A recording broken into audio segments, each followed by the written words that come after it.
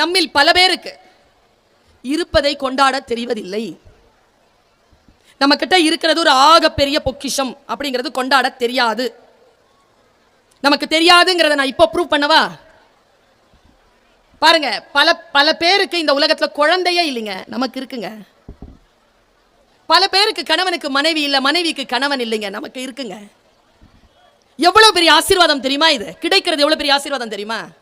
இப்போ உதாரணத்துக்கு நான் ஒரு பர்ஸ் வச்சிருக்கிறேன், ஒரு பர்ஸை காணாம போட்டேன்னு வச்சுக்கோங்க.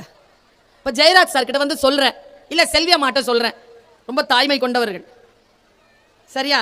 அவங்ககிட்ட வந்து சொல்றேன், அம்மா பர்ஸ் வச்சிருந்தேம்மா காணோம். அதுக்கு என்னடி தங்க நான் வாங்கி தரேன் பாங்க.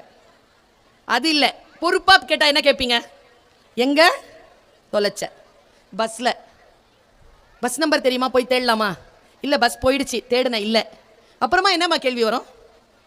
இவ்வளோ கவலைப்படுறியே, பர்ஸ்ல என்ன வச்சிருந்த?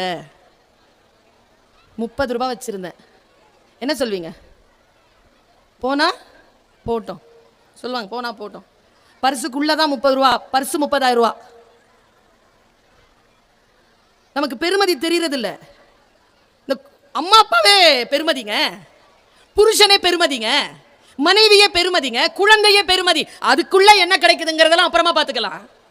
ஒரு விஷயம்